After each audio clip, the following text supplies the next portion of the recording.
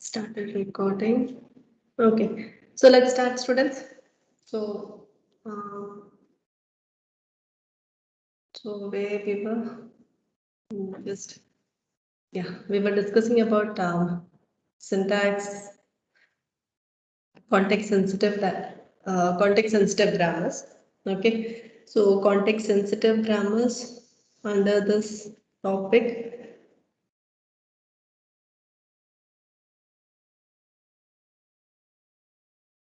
So we were here. Okay. Okay, just a recap because last few classes, I don't know last class how many of you have attended also, I've understood also.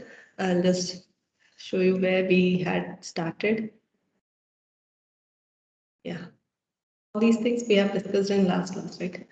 Okay, so when we started discussing about this context sensitive grammars. So under this context sensitive grammars, we just discussed about what is the importance of having along with the grammar. What is the importance of understanding the data type also? Why we have to other than the syntax, along with the syntax, why we have to look into the data types also. So that was discussed as the introduction of this context sensitive grammar. And we have seen how we have to apply the rules for this grammar. So when we were writing about the rules for the grammar, that is, along with the grammar, we have to apply the action. So when we have to apply the action, how it would be applied. So for that purpose, we have first seen one example, that is one topic, that is attribute based grammar. So along with the grammar, we were applying the action. So for applying the action, first we have to identify the attributes. So we have taken one example, that is binary number example we have taken, where we have converted that binary number to a decimal number format. So for that, how we are going to, how the grammar would be evaluating the, how we are going to evaluate the grammar. So for that, we have taken certain attributes, required attributes. So for that example, whatever we have discussed, some non-terminals had a single attribute, some non-terminals had more than one attribute, right? And when we have defined the grammar, after defining the grammar, we if there were two same non-terminals getting repeated in the left-hand side as well as in the right-hand side, or any number of times if it is getting repeated, then we have to, when we were writing the attribute rules, we just have to number it. That is, index has to be given so that it could be identified how from where the control is getting flow. And now, when we have discussed about this, so we have seen the parse tree drawn. So once we have drawn the parse tree based on this particular grammar, as well as the action applied, we call that graph to be as dependence graph. So when we have seen this dependence graph, it was clearly identified that some attributes, the values are getting taken from bottom up. That is, from leaf node to root node, the values would have been traversed. But for some attributes, the values were traversing from root node to leaf node. So based on that, we have categorized the attributes to be as synthesized attributes and inherited attributes. Right? So synthesized attributes we consider it to be as if the value what we the attributes, the value which is getting traversed from leaf node to root node, we call those type of attributes to be as synthesized attributes. If you are having, if the flow of data is from root node to leaf node, then we call those attributes to be as inherited attributes. Okay. That is, we are inheriting the properties of parent. So it is if the traversal, the values, if you are getting for that particular attribute, if you are getting the values from root node to leaf node, we consider it to be as inherited attributes. Okay. So we have seen this particular attribute-based grammar. We have explained about it, and then we have discussed about if we have discussed about the evaluation methods. That is about when we see since we are having more than one attribute, we have to define with respect to different what are the different evaluation methods we have, and which is the one which is being taken for this attribute-based grammar that we have discussed. So in this evaluation method, we have seen there are three types of evaluations which we can do. One we have considered to be as dynamic method, where it depends upon the graph. So that means since it is based on the your parse tree, it is getting evaluated. So how it will be done is the parse tree will be traversed from left to right as well as top to bottom. Okay, so the method which is considered to be as topological sorting method will be is the one which is getting applied. Similarly, we have another method which we call it to be as oblivious method. So here it is independent of the parse tree. It is dependent only on your attribute grammar. That is only on to your actions, what you are going to apply. So at what point of time you are getting the value, at that time the action will be applied. That is what this oblivious method is done.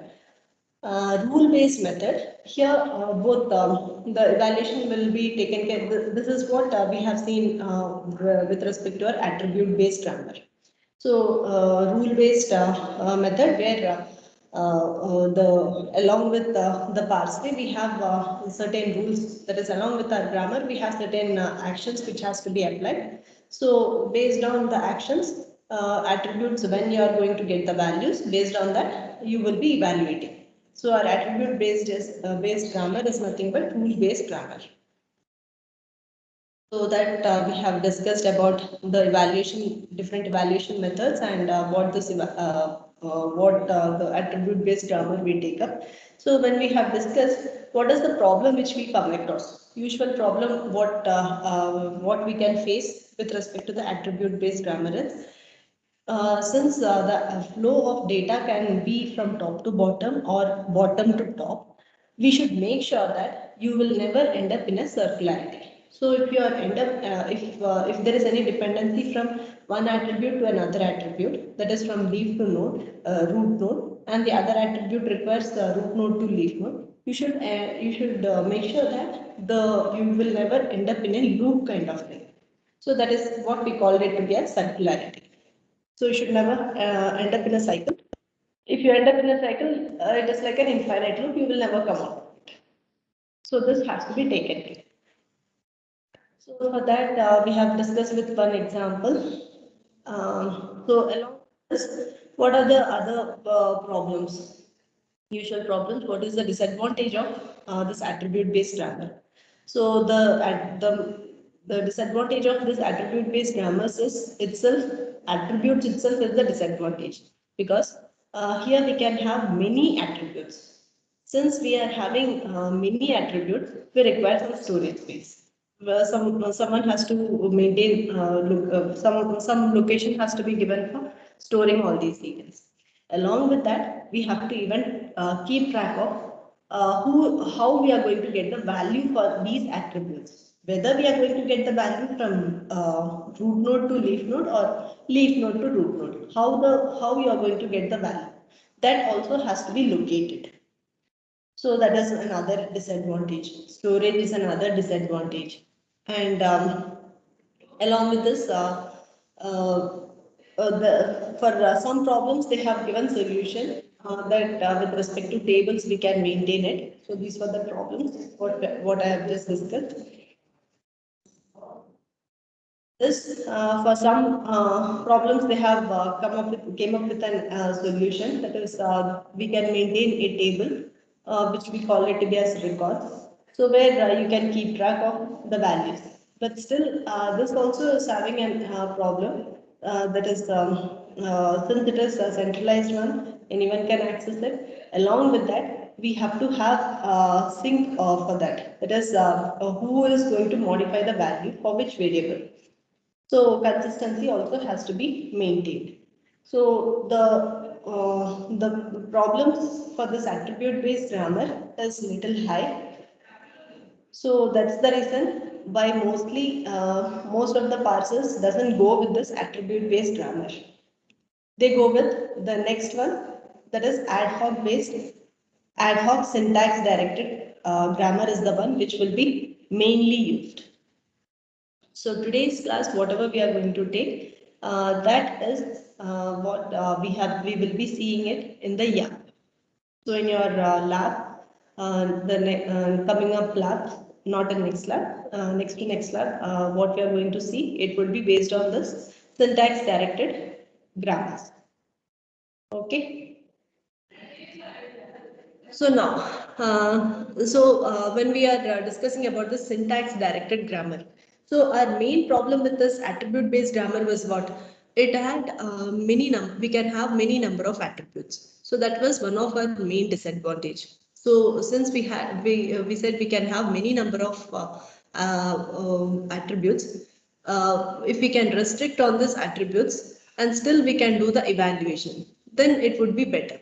So for keeping that in mind, here in the syntax directed grammar, the action what we are going to apply, that is the action part, whatever you are going to apply onto the production based on the production rules, here it will be applied based on, that is you will be having attribute a single value. A single value will be your attribute. You will never have more than one attribute. That is one main thing if you are going with the syntax directed grammar. Okay. And since we are having a single value, what is the advantage? So if you take up with respect to any of your parsers, say if you tell in terms of top-down parsers, that is recursive descent parser, if you take out, it is easy for when we are writing when you are hard coding it, it will be, you have to just add the appropriate code for it. So like how we have written it in the recursive descent parser, if you remember, we were writing it based on if it is of integer type, then this has to be done. If it is of float type, then you have to convert to this and then you have to do it. So you were applying the hard code over there. So that means you can, you will be knowing, you know that you will be having a single value and the operation applied onto it. That is, you don't have to write the operation on many attributes. You know that it will be a single value, so you can directly write it over there, like how you have seen in your the example of recursive descent parser. Okay. Similarly, if you take out the bottom-up parsers, so bottom-up parsers means that is we can even call it to be a shift-reduce parser, right? So if you see this in this shift-reduce parser, at what point of time the action would be applied? That is when you are having the when we are saying reduce action. If you remember in the parsing table, once we reach till the end of one particular grammar, then we say we are going to apply the reduced action, right? So when you are going to apply this reduced action, at that is the point where you are going to have this ad hoc, whatever rule you are going to specify in the action part of this particular grammar. Only only at that point of time, this action will be executed. Okay. So I'll take up with one example. That time it will be more clear. Okay. So here also, along with your grammar, we are going to have a code snippet mentioned. So that code snippet is nothing but we call it to be as action. Okay. So as what I have said here, the disadvantage of this attribute based grammar, because we had more number of attributes, so that has been taken care in this syntax directed translation, ad hoc syntax directed translation grammar. So here you will be having a single value. Okay. In your action part, you will have a single value mentioned. For each rule, what you have in the left hand side, for that you will be writing the right hand side, the code snippet. So when you are writing the code snippet, you will have a single value. You can't have more than one value. So for the same example, if you see, that is the signed binary number. For the signed binary number example, when you see, this is just to make you understand. So here, if when we have written the production rule, num gives signed list. So for this production rule, what is the code snippet? What is the rule? What you're going to have? So rules have been mentioned towards the right hand side of it. So if you see here, what you will be having, as I have said, we have a single value associated. So I just mentioned it to be as name dot value will get the value based on sign dot value multiplied by list dot value. Okay. So what will be our final value for your number? That is based on the contents what you have in the right hand side. So in the right hand side, for sign you have a single value. That value multiplied by list value. Okay. So now coming to the next production rule. In the next production rule, what you have? Sign gives plus. So sign gives plus once. Here also we have a single value. So sign dot value, which since it is a positive number, you are just returning the value 1. Similarly, sign negative, the third rule, what it says, sign dot value, you are just assigning it to be as negative 1, minus 1. For the fourth production rule, if you take out, that is list gives bit for the fourth production rule. Here how you can write list dot value gives bit dot value. Okay. So similarly, list for the fifth production rule, if you say, since we had list gives list bit, since we had the same non-terminal used in the left hand side as well as in the right hand side, so we just had given one index. So the left hand side, whatever variable non-terminal you had, that I have numbered it to be as 0. When you kept moving towards the right hand side, the next one we have given the next number. So the index mentioned to be as 1. So list 0 dot value will be nothing but it will be based on twice the list 1 value plus bit value. So like this also we can calculate for conversion of binary number to decimal number, right? Twice the list value plus bit value. Now coming to the next, bit gives 0, which is nothing but bit dot value gives 0. So you're just assigning 0 to this bit. Similarly, if you are assigning bit 1, which is nothing but bit dot value will be nothing but 1. So now when you see the parse tree, how the flow of data will be? Can you just tell me? Here we had a single attribute value. So when you draw the parse tree, how the flow of this data will happen for this variable value, attribute value? From bottom to top. From bottom to top. So when we say bottom to top, we call those attributes to be as? What will be called? Those attributes? Synthesized attributes. So if you are having in your given production rules, that is when you are having your rules mentioned, in those rules, if you are having only synthesized attributes, we can call those grammars to be as S grammars. Okay. So just remember this point. Whenever we have in your attributes, if your attributes are, if it is only synthesized attributes. So when I say synthesized attributes, it is nothing but the flow of data will happen from leaf node to root node. So if your attributes are only synthesized attributes, then we can call those grammars to be as S grammars. Okay, which is nothing but synthesized grammars. So here in this ad hoc syntax directed translation grammars, here always we will have a single attribute and the flow of data will always happen from bottom to top. So all the grammars, whatever you take up, it will be S grammars. Okay. So that is what I have mentioned in the next slide. So here the two main points.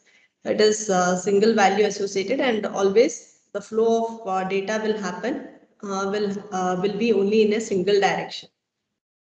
So it is easy for us when you draw the parse tree. It is easy for the parse tree to locate the values. So always we know you will have the we can locate the values only once you reach to the leaf node. Okay.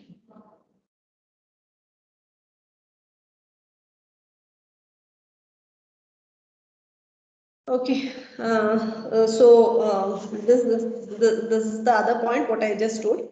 Two type we call mainly if you take out for the LR of one parser, that is bottom of LR of one parser. If you take out, we as I have said, it is the flow of data will be from only that is all the attributes whatever we take up. It is only synthesized attributes. So we call those grammars to be as attributed grammars. Okay, we'll take up an example, then it will be more clear. We'll come back to this slide later. Okay, so now coming to the point, that is, since it is we have as I've said, we have a single attribute. Instead of having a different name mentioned, that is dot value, we can have a naming. We will be using a naming convention here. So in YA or in any other tools, whichever you take for parsing tools, the naming convention will be there when you're writing for your the rules. Okay, so what is the naming convention? So naming convention, what you have to follow is for the YAC, to store the result for each rule, you will have a result which you will be achieving, right? So whenever you are taking out the results, that results will be maintained in dollar prompt. So you have to use dollar together to store the results for each production rule. That is for each rule action whatever you are writing. For that action you have some result. So that result will be taken in dollar prompt. That is the naming convention which you are going to use. And when you take, when you're writing, when you're say, for example, in the previous binary example, we have seen, say list gives list bit, right? So that means when you have written list 0 dot value will equals to list 1 dot, that is 2 into list 1 dot value plus bit value, right? So that means we had two non-terminals there. So each non-terminal will be numbered based on the occurrence of that particular non-terminal, at which location it has occurred. Based on that, you would be representing the value. That is how you will be locating it. So if it is list, say list gives list bit. So the in towards your right hand side, whatever production rule you had, there the list is occurring at the first place. So we can say it to be as $1. So instead of list one dot value, you can say it to be as $1. After that you had bit. So where you had bit, when you are representing bit, that is occurring at the second place. That is the position of it is second position. So the second position contents, you will be mentioning it based on $2. So all the contents are mentioned based on the location of that particular symbol. Okay, so easy. So the naming convention is very simple. Whenever you had for each rule, you will have a result. So that result will be represented by using $dollar prompt. And when you are writing the applying the action would be applied based on the position of your each symbol. So if your position of your symbol is occurring at the first place, then it is represented to be as $1. If it is occurring at the second position, then it is represented to be as $2. So at which location it is getting occurred, you can represent it till $n. Okay. So we'll see with this is what is the naming convention which you have to take care. This is the same thing what will be used in your YAK tool also. Okay. So keeping that in, keeping that note, if you see the example, number gives sign bit. So always remember this number means which is nothing but the result. So when you're writing the product, when you're writing representing it, how it would be written? It would be nothing but $dollar equals sign is at the first position. So sign dot value, it is represented to be as $1. List which is occurring at the second position, right? So this is the first position, this is the second position. So it is represented as $2. So $1 multiplied by $2. Okay. If it is any constants, so the constant values can be given as such. Okay. So if you take out the next production rule, which is sign gives plus. For this, how do we apply sign, which is nothing but our result. So result means which is taken to be as $. So $, is nothing but it's a positive notation which is represented to be as 1. So it's a constant value, so directly I can assign it. So 1. Similarly, once you see the third production rule, which is nothing but sign gives minus. So sign gives minus, which means I can write it to be as $, equals minus 1. So minus 1, which is a constant value. Okay. Coming to the fourth production rule, if you see list gives bit. So list, which is nothing but it's a result part. So we can say it to be as $. Coming to the right hand side of your production rule, this bit is occurring at the first position. So this bit is represented to be as $1. So $, equals $1. Okay. Coming to our fifth production rule. I just copied the other part. So list gives list bit. So just for saying that both are two different lists.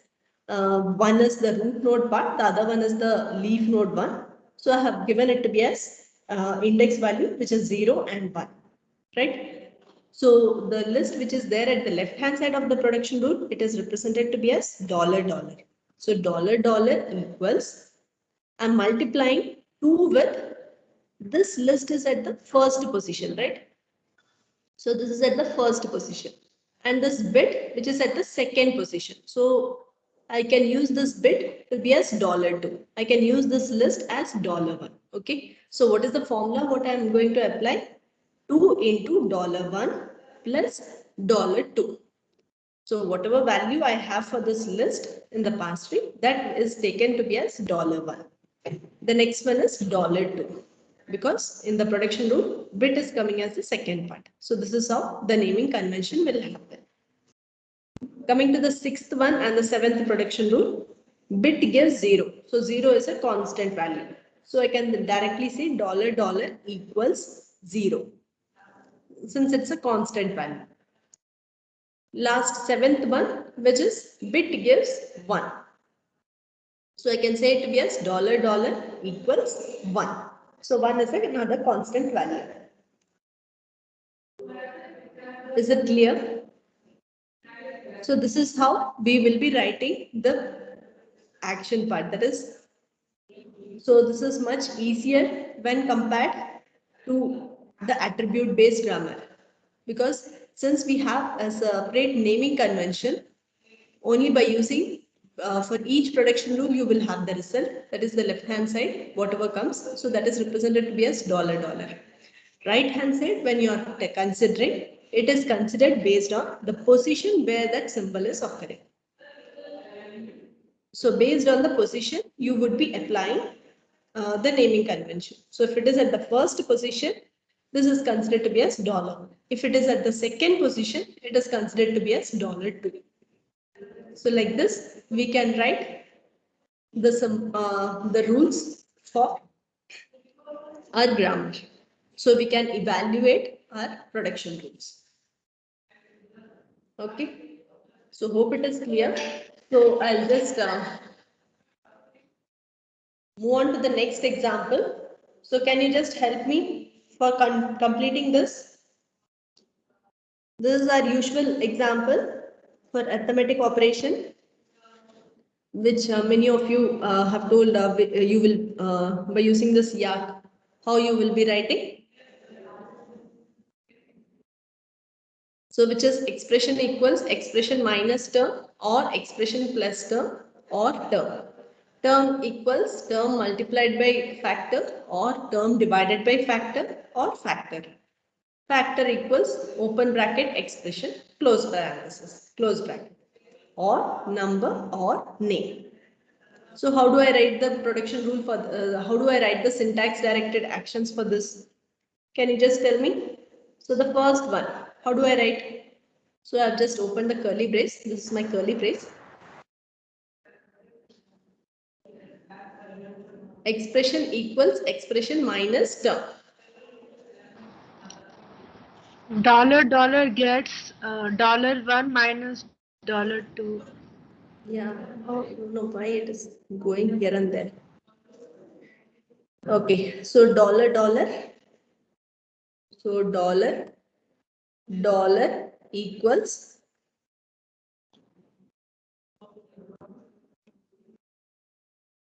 so first production rule expression. So $1. Why it is going this side? $1 minus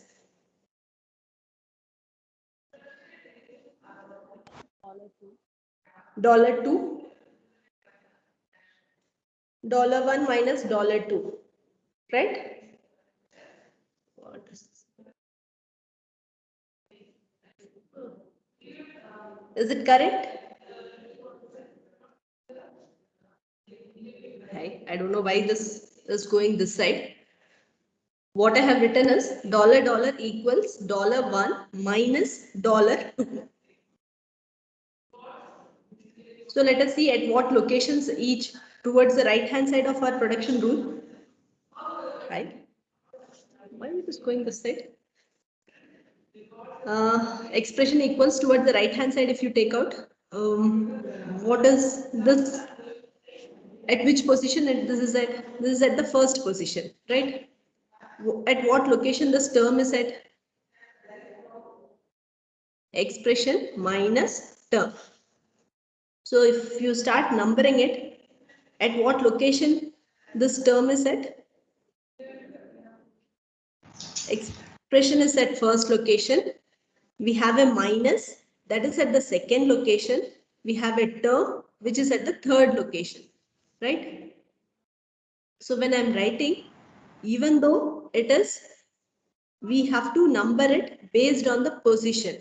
So when we have to number it based on the position, this won't be $2. This will be written to be as $3. Okay, this is a common mistake what usually everyone does.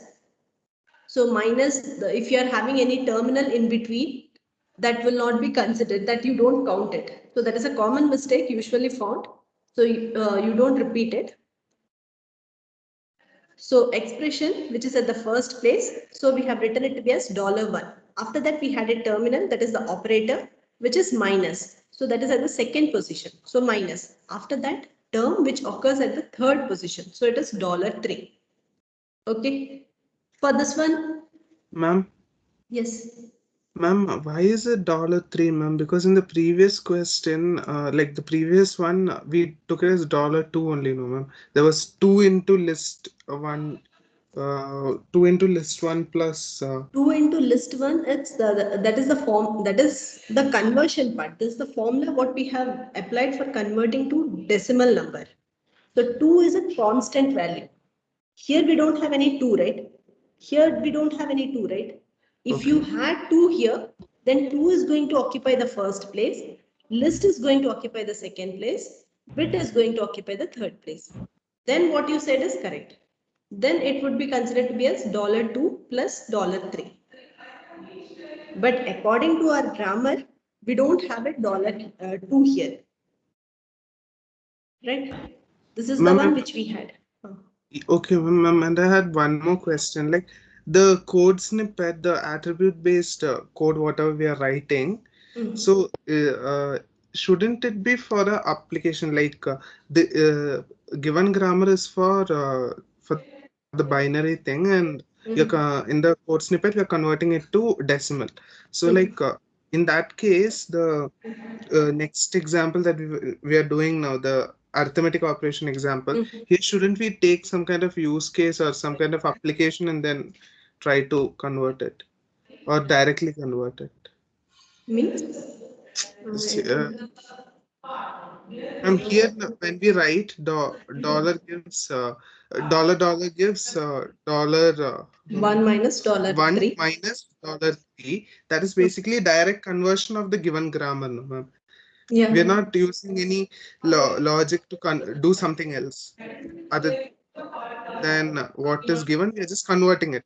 But in the previous one, we are using some kind of logic to convert it to decimal, instead of directly converting the gram.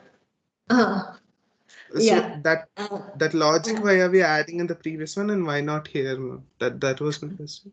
According to see here in this expression part, what is our intention? Here we have to solve a particular expression, evaluate an expression. So if you are given an expression, say 3 plus 5 into 7, if this expression has been given, you are expecting the final result. So here we don't have any conversions to be applied, right? Here we just have to apply the operations. That is, the operators has to be applied, right? We just have to add. If you are having addition operator, then this particular this would be the grammar which you would be applying. If you are having multiplication, this would be the one which you will be applying, right, in the parse tree which you are going to generate. Similarly, if you take out this example, where this is the grammar which you are having for accepting a binary number. This, after accepting the binary number, you want to convert it to decimal format. So accordingly, you have applied this formula. This conversion you have applied. So based on your requirement, you are just converting it. You are just applying the evaluation part. So it is from the user from the user part, you are just converting it. Just to make sure that the point is, just you want to make sure that what you have given is it's not an invalid part. This is another way of evaluating, right? Checking. This is another way of checking whether you have given the correct format or not. Yes, Am I ma'am. So in correct? that case, for this one also, I can write it as dollar gives $1 $2.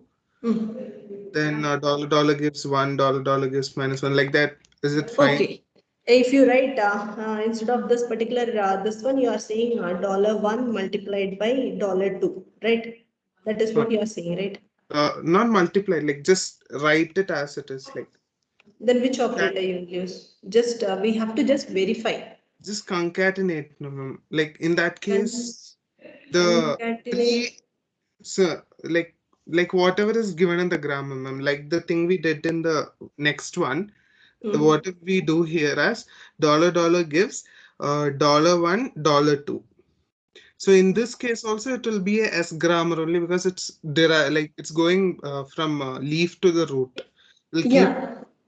Yes, I agree. But how do you verify that verification part? How do you do? You are here. If you are just concatenating, you are just keeping whatever, whether you have 0 or 1, you are just attaching and keeping it, right? You are just concatenating and assigning and just you are just leaving it as such, right? Yeah, okay, ma'am. Yes. So if you when you are having this code snippet attached along with your production rule, what is our other intention? We just have to verify, right? Along with the data type, that is not only based on the data type. Here you are just passing the values and you are just verifying. Yes. Okay. So that verification part is done by using this code snippet. That is what is the point. That is what I'm saying. We are evaluating it. Okay. Ma'am, Without these rules, when you say, we are just checking the type of it. If you don't apply this 2 multiplied by $1 plus $2, if you are not applying this rule, then what happens? We are just verifying whether the type what you have passed is whether it is the acceptable one or not. Only the type, data type. okay. So for a given grammar, like the approach is based on the grammar. There's no Approach is standard based up. on the grammar. Okay. So for everything, you will have your parse. Yes, ma'am. Mm. Okay, here also, when I'm saying this production rule, here also I'm just trying to evaluate a given expression. So if when I'm saying expression, the expression will be something like, say 1 plus 2 multiplied by 3 divided by 4. So based on that, you will have your parse tree drawn. So when you have your parse tree drawn, now you are applying once you reach to your leaf node, now you start applying your action part. So that action when you are applying, that will be based on your code snippet, what you have given towards this side. So whenever you are applying, that is what I said, when you are, if you are using bottom up approach, then what happens when you are applying the reduce action, at that point of time, whatever action you have given here, that will be applied. You have seen in the parsers, right? In the bottom up approach, how it is done. In top down approach, how it is done. So in bottom up approach, usually used one is the bottom up approach, and that too mainly used parser is LR of 1. So when we say LR of 1, how the parsing happens, that is, you remember we create some table, and once we reach till that point of time, then we are going to apply reduce action. So reduce action, when you say reduce action from the stack, you would be removing those many number of contents along with the symbol and the production rule contents. Along with that, you are removing all the contents, and you would be replacing the content with your left hand side of your production rule. That name would be mentioned. So when you are applying something like that, at that point of time, your action, what you are having, corresponding action, what you have for this particular reduce action, that will be applied. That is what is the point. Okay. Yes. Okay. So keeping that, so here I can say it to be as $. So this that was the point what I wanted to say. So $, gives $1 minus $3. So for the next one, if you see, it would be the same thing. So here also, I don't know why my writing part is going towards left side. So it will be like $, equals $1 plus $. It won't be 2. Why it won't be 2? Because this expression is at the first place. This plus operator is at the second place. So it occupies the second position. My term is at the third place. So it will be $3. So just map it along with your parser which you have studied. So when we are applying, that is when you were applying the parsing, you kept accepting the symbol along with the right hand side of your production rule. So one by one you were traversing, right? One by one you were pushing into your stack. When you were applying the reduce action, at that point of time, this would be applied. Okay, now coming to the third one, that is expression gives term. So here what we have expression. So expression would be considered to be as $, right? Equals, we have a single symbol here, which is term. So which is considered to be as at the first position. So we can write it to be as $1. Right? Okay. So remaining for term also you can write it. That is multiplication division. I'll just show you the slide here. I just kept. So coming to the factorial, okay, coming to the last one. This part, factor equals bracket open, expression bracket close. So how do I write for this part? Can you just write $, equals, we have here bracket. So bracket which is at the first place, expression which is at the second position, bracket closing, which is at the third place. Right? So I can say bracket open, $2. So expression, the symbol which we have is at the $2, the second position. Okay. So I can directly say factor equals whatever content we have at $2.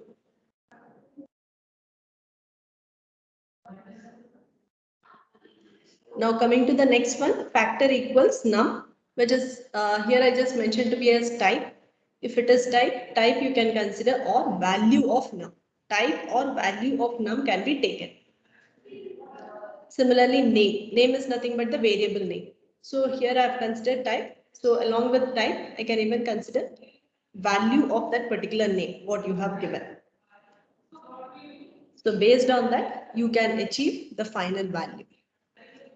So here I have mentioned type because usually we will be using the type only would be checked. So type is the one usually we use. But in YA, for your understanding purpose, it will even accept values. So when you are giving say any expressions, say 3 plus 4 plus 2, it will be nothing but it will just evaluate and give you the final answer. So along with type, it will be taking the values also in YA 2. Okay, for you to understand.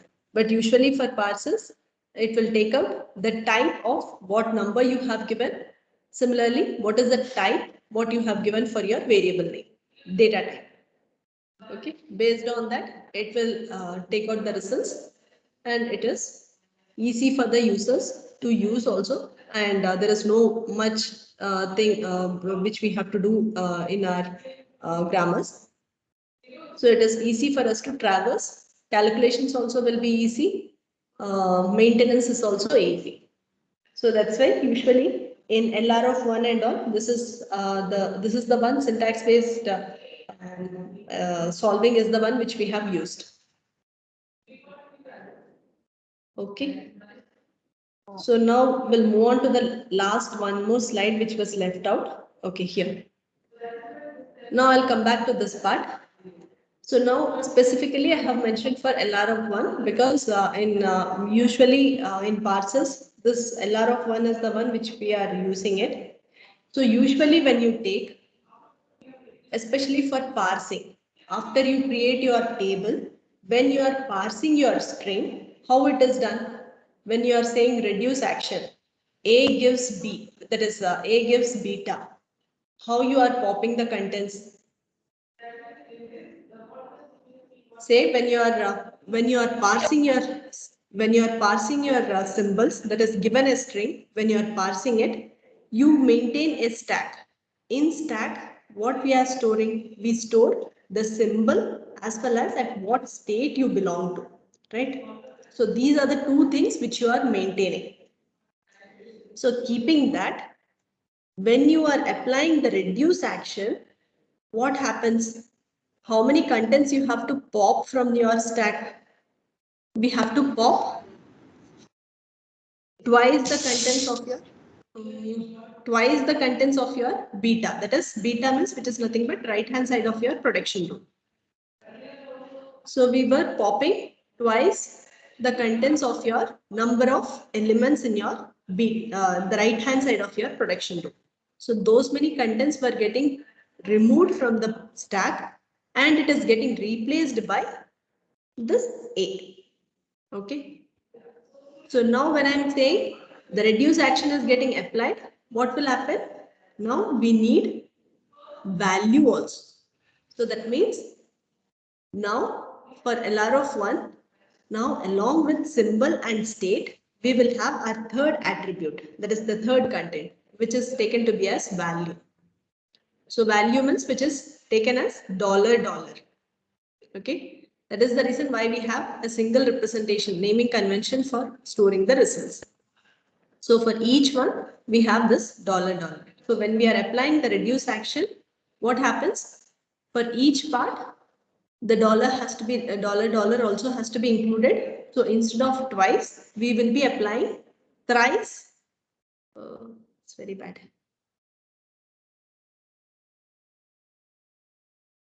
We will be applying 3 times.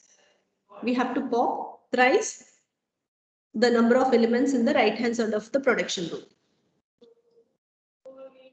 So those many elements would be removed from the stack and it would be replaced with the production rule A, that is the left hand side of your A. Along with that, you will be having the value. That is the dollar part, the type of your value. Okay, so that's it. So done with this topic. So in more you will be seeing in the YAP when we discuss in the lab.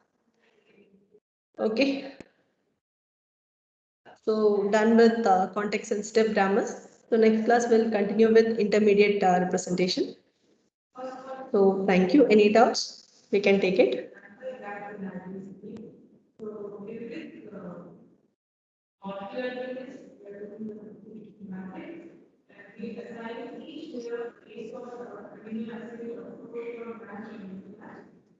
So